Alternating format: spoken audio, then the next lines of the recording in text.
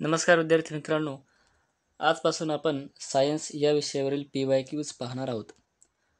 हा जो प्रश्न तुमच्या स्क्रीनवर दिसत आहे तो मार्च 2019 3 मार्कसाठी विचारण्यात आलेला आहे. पहिला प्रश्न, इथिलीनचा स्ट्रक्चरल फॉर्म्युला दिलेला आहे CH2 डबल बॉन्ड CH2. याचा आपल्याला सांगायचं आहे IUPAC नेम. तर बघा मित्रांनो, 2 कार्बनचं जे रूट नेम आहे ते आहे ETH आणि डबल बॉन्ड म्हणजेच हा जो हायड्रोकार्बन आहे तो अल्किन या हायड्रोकार्बनचा एक प्रकार आहे आणि अल्किनमध्ये सफिक्स आहे ते ENE. म्हणून हे जे पहिला कंपाऊंड आहे CH2 डबल बॉन्ड CH2 याचं IUPAC नाव आहे इथिन.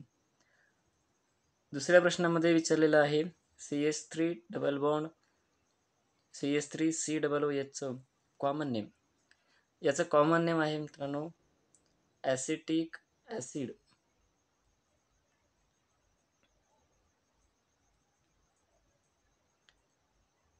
आणि याचं जे IUPAC नेम तयार झालेलं आहे ते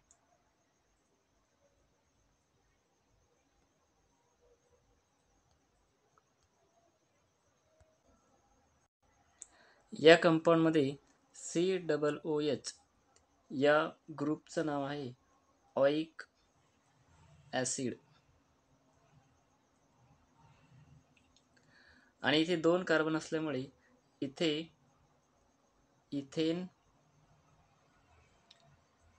इथेनमधला E हा रिप्लेस होतो ऑइक ॲसिडने आणि याचं नाव तयार होते इथेनॉइक ॲसिड.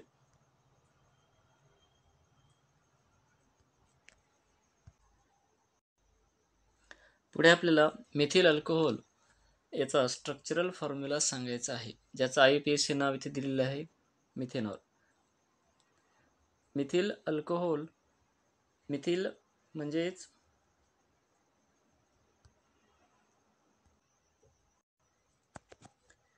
CH4 यामधील एक हायड्रोजन रिप्लेस झाल्यास तयार होणारा जो कंपाऊंड आहे CH3 याला आपण मिथिल असे म्हणतो.